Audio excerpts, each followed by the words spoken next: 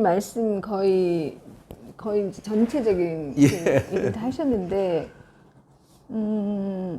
그러니까 이게 구조를 보면은 뭐 처음부터 이제 카인에 대한 새로운 해석, 그리고 중간에 보면은 왜 십자가에 달린 그 도둑에 대한 또 새로운 해석이 있잖아요. 바라바. 네. 예. 그러니까 이 카인과 아벨, 이거는 보통 기독교에서 이제 선과 악, 하나는 살인자니까 네네. 하나는 억울하게 이제 살인을 당한 사람이고, 그래가지고 그 카인에 대해서 이제 나쁘게 얘기하는데 이걸 전복하는 새로운 해석을 내놓는 거잖아요. 데미안이. 네. 예. 그러니까 카인이란 이런 족속이 현실에 있었고 그 사람들이 너무 이제 개성이 강하고 아벨처럼 막 연약한 척 안 하고 이러니까 사람들이 그 사람을 무서워해서 이렇게 지어냈다고 하잖아요. 그러니까 이제 거기서 카인이라는 그런 그 이제 낯선 표적을 지닌 그 부류의 인간들, 그런 인간들이 사실은 용기 있고 개성이 있는 오히려 더 뛰어난 인간들인데 대부분의 평범한 사람들이 그런 사람들을 무서워해서 그렇게 이제 구별했다고 하고 그 끝까지 회개 안 한 그 도둑을 높게 평가하잖아요. 네. 자기 개성을 끝까지 지켰다고. 이런 것들은 이제 데미안의 해석인데 굉장히 발칙한 해석인 거죠. 네, 그러니까 그 싱클레어가 속해 있던 기존 기독교 사회의 전통적인 해석을 뒤집는 거거든요. 그렇습니다. 예. 그러니까 디모닉한 거죠, 사실 이 자체가. 예. 그러니까 그런 얘기, 굵직굵직한 얘기들을 이제 중심으로 이렇게 써내려 간다는 게 상당히 헤세의 어떤 도발적인 진짜 교수님 말씀하신 그 독일의 교양 시민 계층의 어떤 그 상식적인 그런 분위기를 이렇게 좀 뭐랄까 거기에 저항하는 그런 사고를 담고 있는 거죠.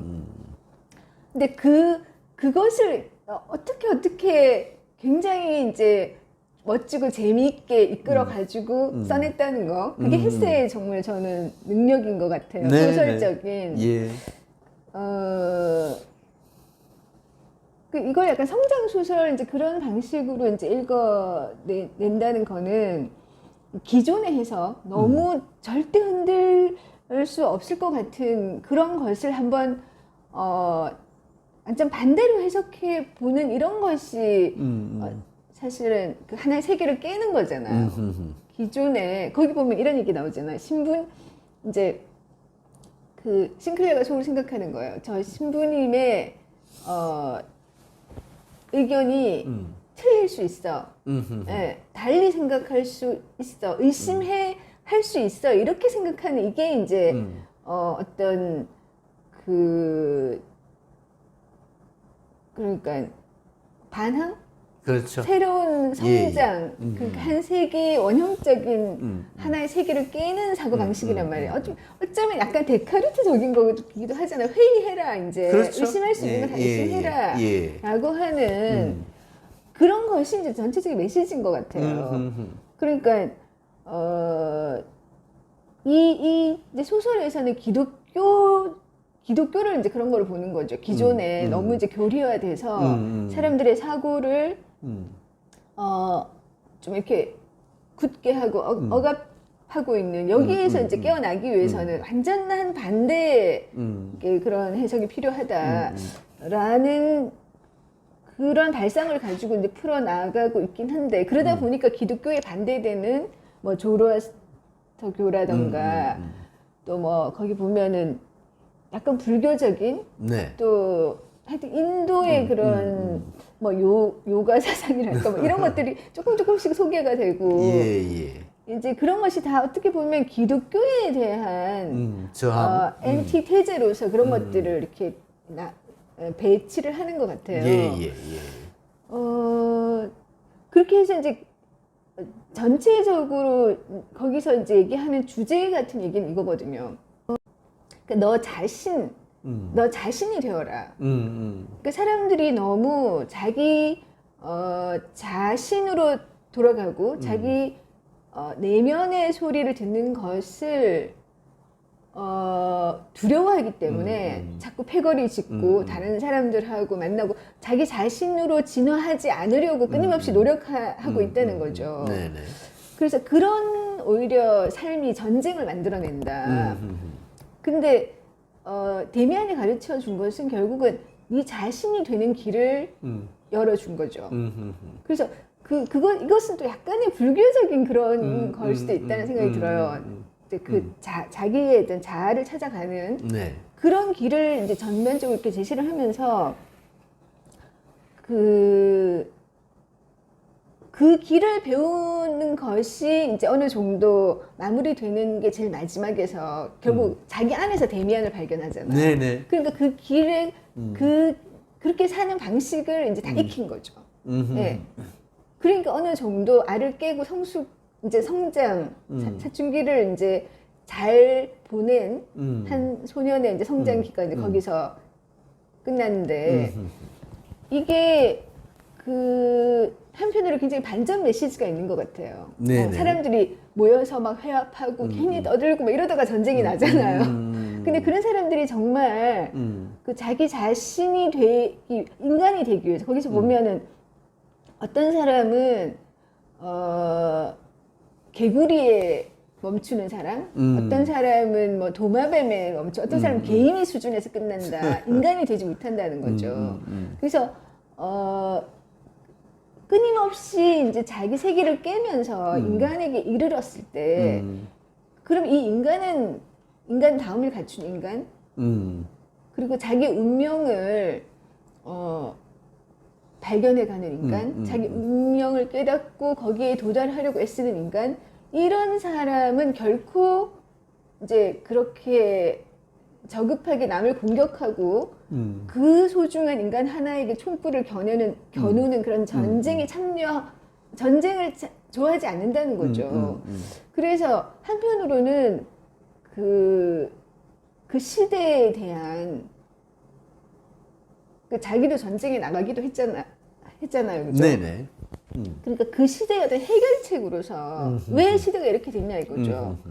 해결책으로서 이런 어떤 삶의 방식을 제시했다고 볼 수 있고요. 헬세가 자기는 그리고 자기 자신의 어떤 개인적으로도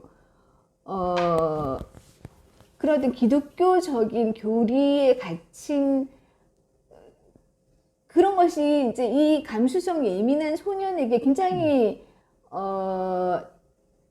좀 억압적으로 작용했던 것 같아요. 그러면서 자기가 이게 도저히 정상적으로 살 수가 없으니까 이제 이거를 깨고 이 기독교적인 틀에서 좀 벗어나서 다른 사고를 하고 그렇게 하는 정신적인 뭐라 그러죠? 방랑? 네네. 네. 그러니까 받아들이는 거죠. 그 경계를 계속 이제 이렇게 허물면서 이거 굉장히 두려운 거잖아요, 사실. 그렇죠. 종교라는 게 그 한번 제가 깊숙하게 어린 시절부터 이제 그렇게 했던 그 울타리를 벗어나서 뭔가 다른 사고를 한다는 거는 정말 알을 깨는 그런 하나의 세계를 부수는 작업일 텐데 헬스가 이걸 했던 것 같아요. 네네. 그래서 그걸 해보니까 이것은 성장의 자연스러운 과정이다. 이거를 하는 게 당연하다라는 그런 이제 나름의 경험적인 결론에 이르러서 이걸 다른 사람한테도 이렇게 제시를 하는 거죠. 네네. 그래서 저는 이제 중학교 때 이걸 읽고 그러니까 뭔가 약간 이게 이제 이 작품의 또 묘미가 네. 아까 교수님 잠깐 언급한 좀 신비주의적인 그런 필치가 있잖아요. 예. 그리고 좀 무의식의 어떤 그런 것들을 막 그려내는. 예. 그리고 이제 서로 이제 인물과 인물이 멀리서도 서로 부르면 이렇게 우연히 만나고. 예. 이런 이제 정신적인 교감이랄까 예, 예. 이런 것들이 주는 그 또 환상적인 예. 맛이 있는 것 같아요. 예. 그리고 이제 자기 자신에게 이렇게 침잠하는 그런 예. 거를 또 뭐 독심술이랄까 뭐 이런 것도 가르쳐 주잖아요.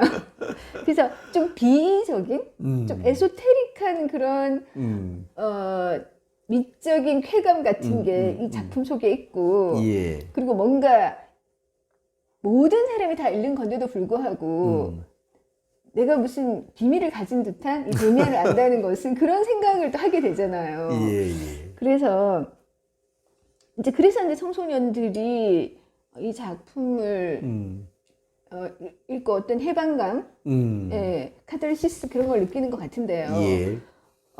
이번에 제가 새로 읽으면서 이제 그 받았던 새로운 인상은 이런 거예요. 그러니까 이런 것이 누구나 자기는 특별하고 자기만의 독특한 인생의 길이 있다고 생각하지만 사실은 모든 인간이 다 이런 똑같은 이런 진화의 과정을 거쳐서 인간에 이른다라는 거. 그러니까 우리들의 아주 개개인에게 유니크한 그 사춘기의 과정, 그런 어떤 정신적인 편력의 과정이 사실은 또 인류 공통의 거라는 거죠. 그렇죠. 네네. 똑같은 경로는 아니지만 네. 적어도 그런 경험을 하는 것은 네. 고민을 하는 것은 네. 그것은 누구에게나 있을 수 있는 일이다. 그래서 또 그게 그렇게 있어야 된다. 어른이 되거나 자기가 뭐 신부가 되거나 교사가 되면은 자기는 마치 이런 거 없었던 것처럼 생각하고 이런 책 읽지 마라 그러고 그런 사람이 되잖아요. 그건 좀 위선이죠. 네. 성년의 위선이죠. 부모도 마찬가지. 네. 자기는 그런 세계 모른다는 듯이. 근데 이제 그런 것들이 굉장히 인류 보편의 어떤 그 경험이라는 것을 이제 헬스도 사실 살짝 그런 말도 해놨고. 예, 예. 저도 이번에 이제 그런 거를 느끼면서 제가 조금은 그 약간 인류 안에 좀 다시 좀 성큼 포함되는 것 같은. 예. 저의 이제 과거에 이제 그런 것들이 예. 이게 뭐라 그러죠? 뭔가 햇볕 속에 다시 이렇게 널려서 소독되는 것 같은. 이거 누구나 다 이렇게 해서 이렇게 되고. 예. 이제 그렇다는 생각이 들고요. 예. 그 다음에 한편으로는 지금 또 제가 제 나이에 헬스의 시기에 그런 이제 자기를 찾아가는 자기 운명의 소리를 자기 운명에 대해서 좀 관심을 가지고 이제 그런 걸 찾아가는 그런 과정이 다시 한번 필요하고 저는 무의식적으로 약간 그러고 있었던 것 같아요. 네네. 네. 누구나 항상 그렇죠. 사실. 그러니까 사회의 어떤 규범이라든가 이런 것을 이제 배우고 내면화하고 여기서 이제 뭔가 칭찬을 받으려는 그 과정이 이제 한바탕 지난 거죠. 한바탕 지나고 나한테만 주어진 그런 운명은 뭘까? 뭐 이런 거 있잖아요. 조금 더 개성화되는 그런 시기에 이제 다시 읽게 되니까 또 더 재미가 있었던 것 같아요. 네네.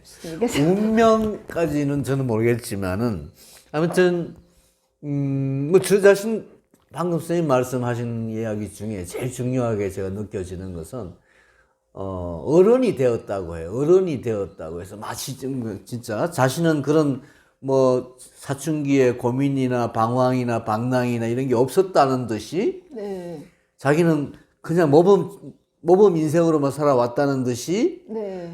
뭐 그런 어떤 식으로 우리가 부모나 교사나 선배나 스승의 입장에서 네. 그렇게 그 학생들이나 아이들이나 이렇게 대하는 것, 네. 그건 이제 그만둬야 될 것 같아요. 제 생각에는요. 네. 그게 어떤 우리 부모 세대의 가장 기성세대의 가장 큰 문제점이고 네. 오히려 우리 모두 다 그렇게 어려운 시절을 겪어왔고 또 어렵게 사춘기를 방황했고 네. 고민했고 네. 하는 것을 솔직하게 보여주고 네. 그럼으로써 일탈하는, 벗어나는, 또 뭔가 좀 너무 심하게 반하는 아이들을 우리가 보듬어 줄 수가 있고, 네. 또 그 상처를 우리 자신이 경험했던 것과 같은 상처로, 물론 뭐 같은 것은 아닐 수가 있겠죠. 시대가 다르니까. 우리가 경험했던 것하고 우리 시대 때 경험한 거, 지금 아이들이 경험한 거 전혀 다르잖아요. 네. 그러나 누구나 인간이면 사춘기에 그런 고민들을 하고 또 그런 반항, 그런 저항, 그런 회의 네. 이런 걸 하기 마련이다. 그러니까 자기도 그렇게 했다는 것을 인정을 해야 되고 네. 솔직하게 드러내야 되고 네.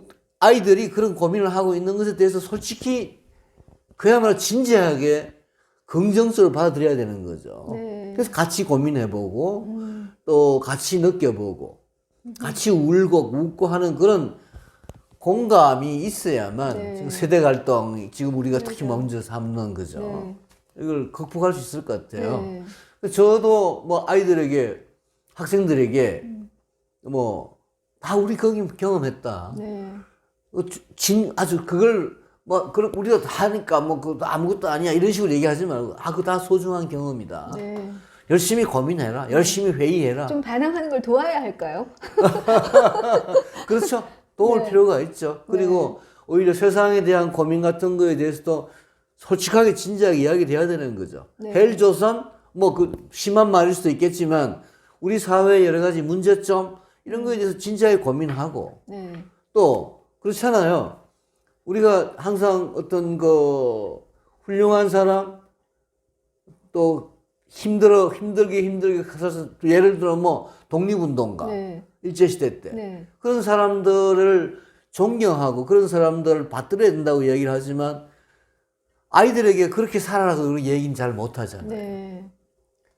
뭔가 좀 모순되는 거죠, 사실은. 그러니까 현실을 직시할 수 있는 직시할 수 있도록 아이들에게 어떤 말하자면 교훈을 줄 수 있는 기성세대, 네. 아이들의 고민을 공감하면서 같이 얘기를 들어주고 네. 또 그 고민을 같이 해보는 이런 어떤 기성세대가 대단히 소중하다라는 걸 전 최근에 실감을 하고 있는데 이 데미안이라는 소설은 결국 이제 헤세도 물론 뭐 그렇게 나이가 많이 들어서 쓴 소설은 아닙니다만 1919년에 발표한 작품인데 이 전쟁의 이 소설이 사실 우리가 지난 시간에 얘기했던 수레바퀴 아래서는 어떤 학교라고 하는 네. 가정이라고 뭐 비슷한 맥락이긴 해요, 그죠? 네.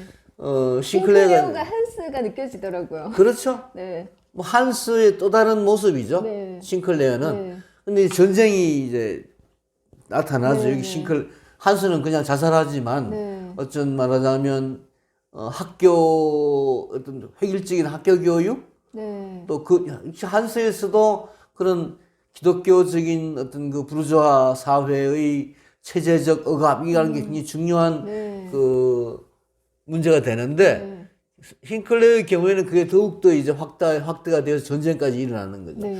헤세의 경우에 사실은 이 헤세만이 아니라 독일의 어떤 그 청년들, 청소년들, 지식인들마저도 1차 세계 대전이 발발했을 때 대단히 환영을 했습니다.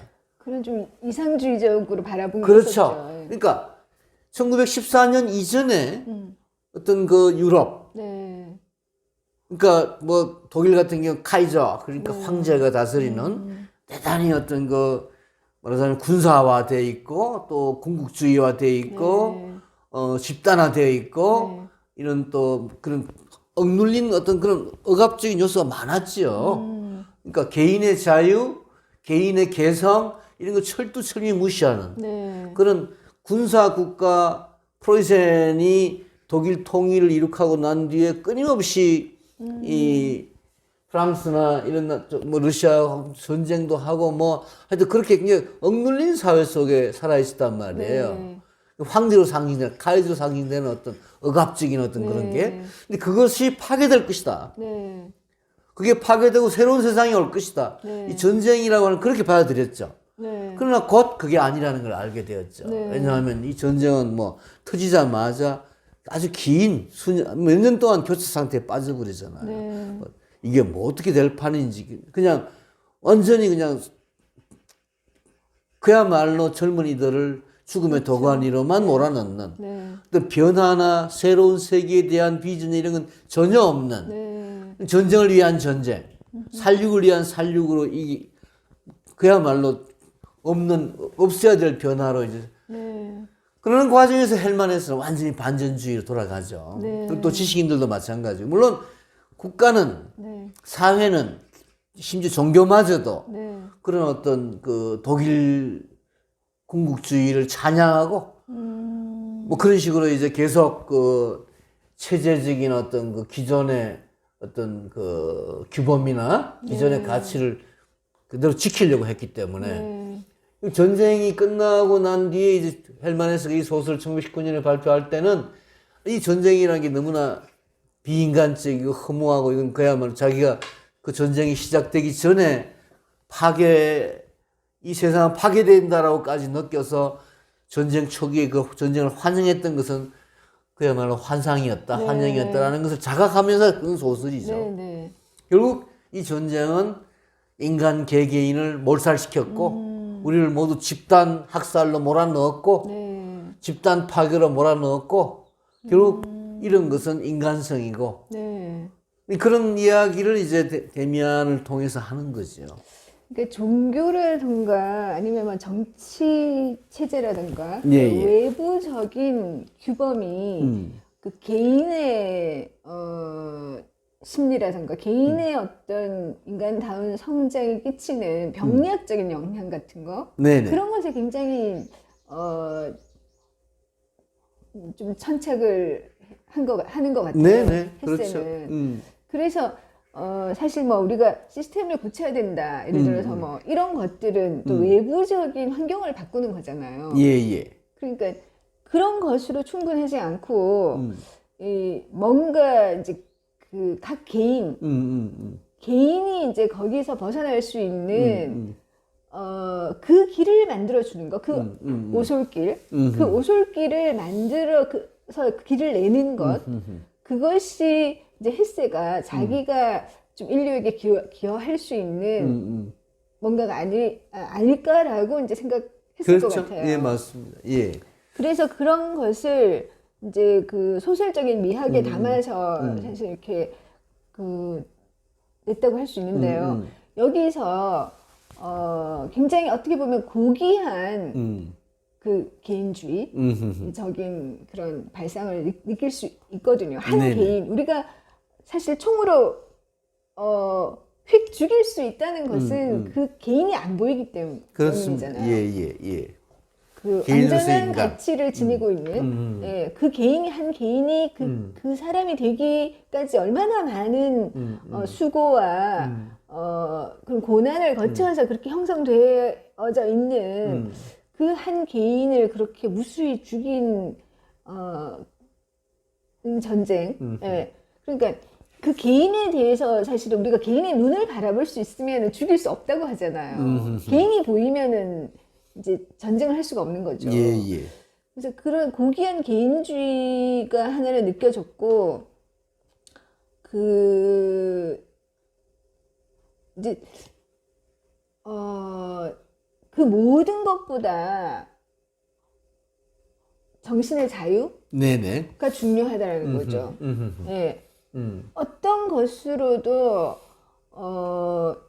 그 자유로운 정신을 통해서 나아갈 수 있는 그 길을 방해하는 것은 문제가 있다. 네네. 네. 그렇죠. 그런 그게 인식을 악이다. 네, 악이다. 그게 오히려 데모닉하다라고 그렇죠. 데모닉. 네, 예. 이제 얘기를 하는 건데 이 작품이 전 두 가지는 좀 살짝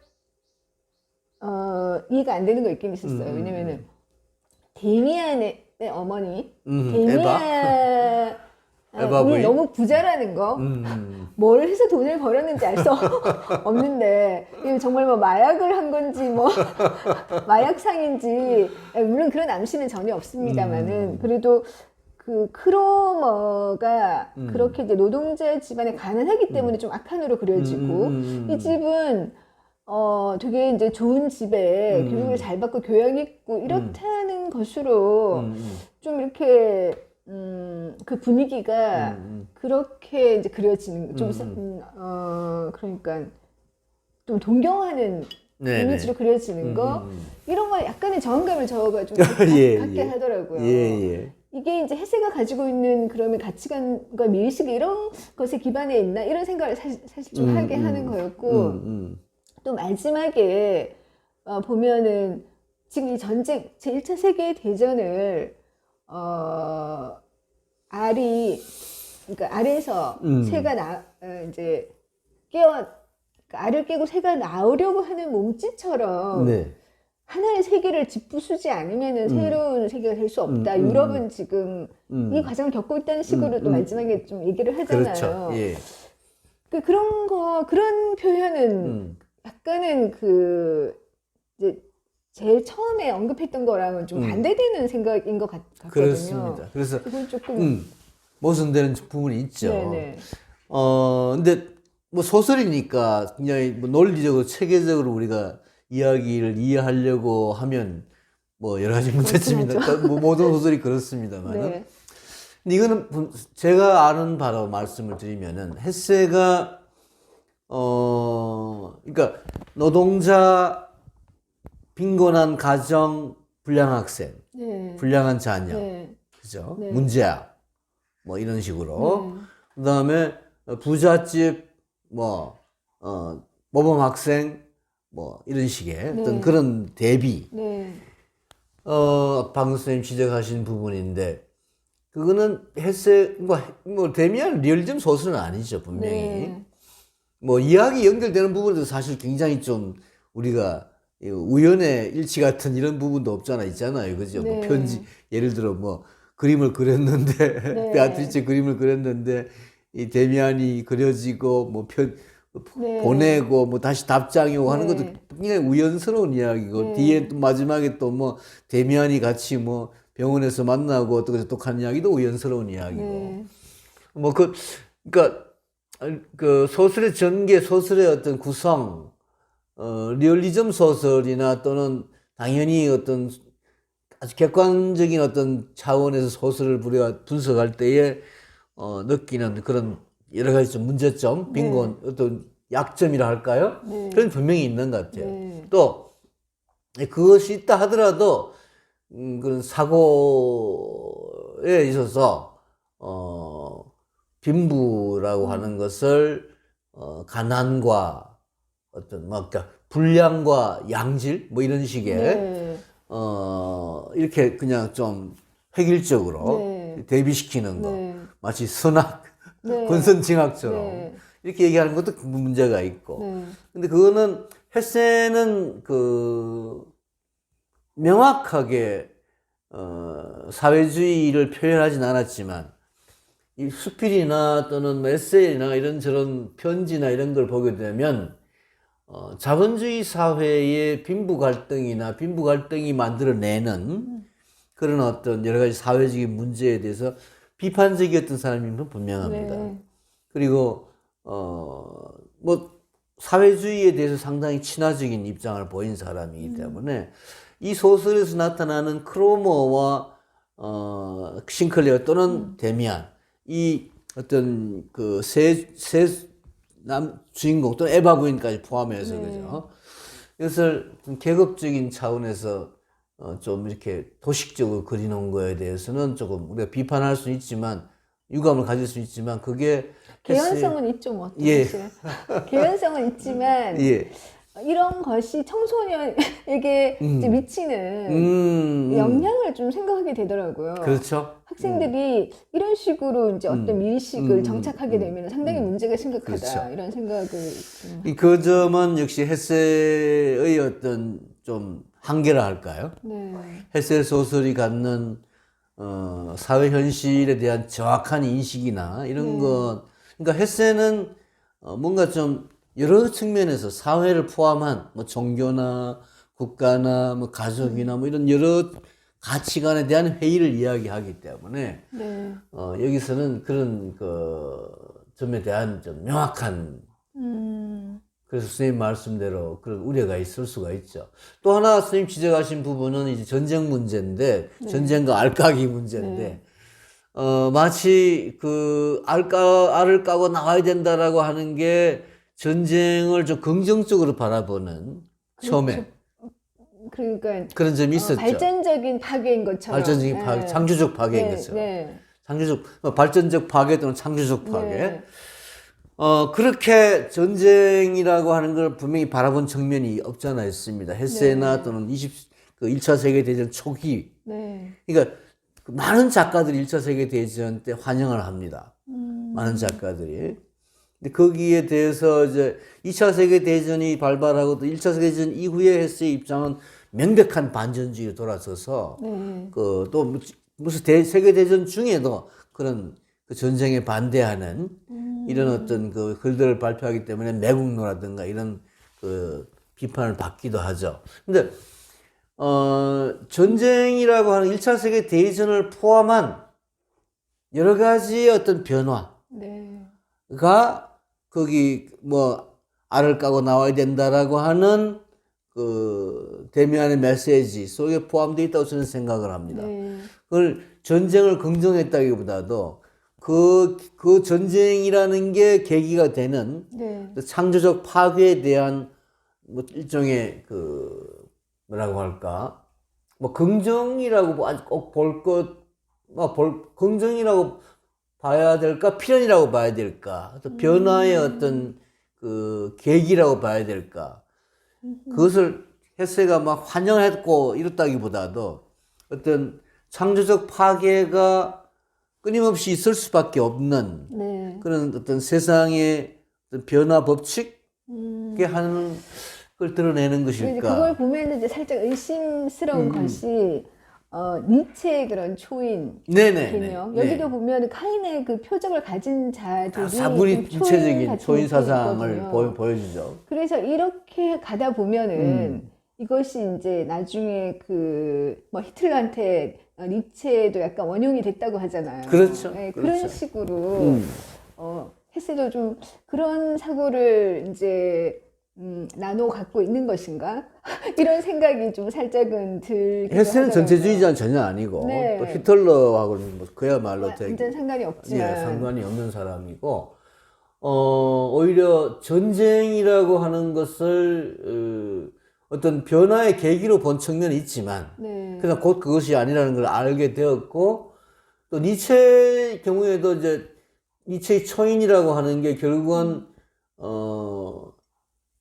니체의 초인이라고 하는 건 사실 굉장히 개인주의적인 사상인데 네. 그것도 기존 가치에 대한 회의, 뭐 신은 죽었다라고 하는 네. 그 말이면 그 이야기하듯이 네. 그럼에도 불구하고 니체의 초인이라고 하는 것은 좀 우월주의적인 엘리트주의적인 개인주의 비슷한 어떤 그렇죠. 측면이 있어가지고 이 헤세도 그런 것 같아요. 좀 그런 엘리트주의 같은 네, 측면이 네. 없잖아 있죠. 네. 특히 니체의 경우에 그것이 이제 좀 분명하게 드러나고 그게 히틀러에 의해서 오용될 수 있는 가능성이 충분히 있는데 네. 헤세는 그렇지는 않죠. 그러니까 말하자면 회의 정신이 뛰어나고 네. 좀 어떤 물질주의나 이런 것들은 관료주의나 출세주의나 이런 것을 벗어난 정신적인 우월. 네. 뭐 니체도 정신적 귀족이란 말을 쓰죠. 그렇죠. 헤세도 정신적인 어떤 헤세가 물질이나 이런 것, 뭐 기계나 이런 문명에 비해서 그 현대적인 거에 그 반해서 보다 어떤 뭐라고 할까 정신적인 가치를 우월하게 생각하는 건 그런 의미에서 조금은 뭐라 할까 엘리트주의라고 할까 네. 정신적 엘리트주의라고 할까 네. 그런 측면이 있는 건 분명합니다. 그러나 네, 그런 걸 느꼈어요. 네네 네. 또 그런 거를 우리가 무시할 수도 없는 거 아니겠습니까? 그러니까 정신적인 저속성, 네. 물질에 그냥 그 탐닉하는 정신을 줘버리는 네. 그런 것들에 대한 어떤 멸시, 그런 것들에 대한 비판, 이것이 이제 사실 헤세가 말하는 기존 가치에 대한 저항의 또 한 요소이기 때문에 네. 그런 부분은 분명히 있을 수가 있죠. 근데 그게 자칫 잘못하면 네. 선생님 말씀처럼 그게 자칫 잘못하면 이 권력과 결투가 되거나 결부가 되거나 또는 뭐 이 자본과 결부가 되거나 그러니까 힘이나 돈이나 이런 거에 결부가 되어서 타자를 특히 다수의 타자를 네. 특히 뭐 크롬으로 상징되는 그런 노동 계층의 그 타자를 배제하는 네. 이런 입장이 되어버리면 아주 문제가 되는 거죠. 그러니까 사실 그 경계선상이 네, 조금 애매한 지점에, 애매한 지점인데 네. 그건 분명히 이제 해야 되는 거죠. 네. 헤세는 적어도 저는 니체도 마찬가지지만 궁극적으로 니체의 초인이라는 게 그렇게 오해될 수 있고 또 니체는 오히려 그런 말하자면 엘리트주의라고 할까요? 그런 걸 더 강하게 내세운 건 분명히 있지만 네. 헤세는 그렇지는 않았습니다. 그 점은 오히려 니체보다는 헤세에서 우리가 좀 안심한다고 할까? 좀 그게 좀 뭐 그 정도 오늘 네. 이야기를 할까 합니다. 오늘 얘기 되게 많이 한 것 같아요. 예. 네, 교수님. 선생님도 오늘 좋은 고맙습니다. 말씀 하셨습니다. 아유, 고맙습니다. 선생님,